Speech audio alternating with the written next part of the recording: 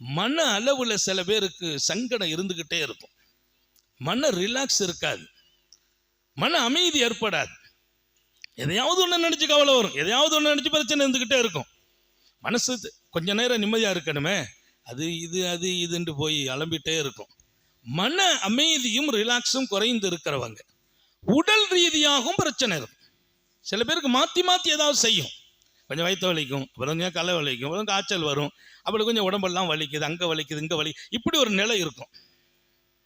அவங்களெல்லாம் பெருமக்கள் எழுதுவாங்க, அருமையான ஒரு வார்த்தை, அல்லாஹுடைய வார்த்தை, யா சலாம் யா அல்லாஹ். சொல்லுங்க, ஒரு வார்த்தை தான், ஒத்த சொல்லுதான். ராத்திரி படுக்கிற போது 113 தடவை ஓதி விடுங்கள்.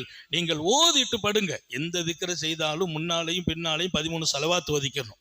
எந்த திக்ரை செய்தாலும் முன்னாலையும் பின்னாலையும் 13 சலவாத், ஸல்லல்லாஹு அலா முஹம்மது ஸல்லல்லாஹு அலைஹி வஸல்லம் 13 தடவை ஓதிட்டு அந்த திக்ர் யா சலாம் யா அல்லாஹ். நோயாளிகளை ஓத சொல்லுங்க, மன அழுத்தம் உள்ளவங்களை ஓத சொல்லுங்க, எப்பவுமே பிரச்சனையில் இருக்கிறவங்களை ஓத சொல்லுங்க. அவங்க ஓத ஓத அல்லாஹ்வின் கருணை, உடலும் ஆரோக்கியம், உள்ளமும் ஆரோக்கியம். அனுபவித்த திக்ர் என்கிறார்கள், அனுபவம். பல சாலிஹீன்கள் இன்றைக்கும் ஓதிக்கொண்டிருக்கிறார்கள். ராத்திரி படுக்கையில உட்கார்ந்தால் யா சலாம் யா அல்லாஹ், யா சலாம் யா அல்லாஹ். சலாம்ங்கிறது அல்லாஹ்வுடைய பேரு.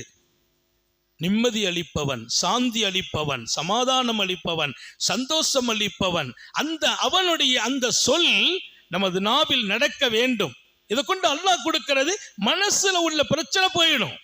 கவலை, கஷ்டம், பயம், அது இதெல்லாம் போய் மனசு ரிலாக்ஸ் ஆகும். அதை அடுத்து கருணை உள்ள ரப்பு உள்ளத்துல எப்படி நிம்மதியை கொடுக்கிறானோ உடல்லே நிம்மதி. இப்ப நமக்கு தேவை என்ன? மனமும் உடலும் ஆரோக்கியமா இருக்கணும்.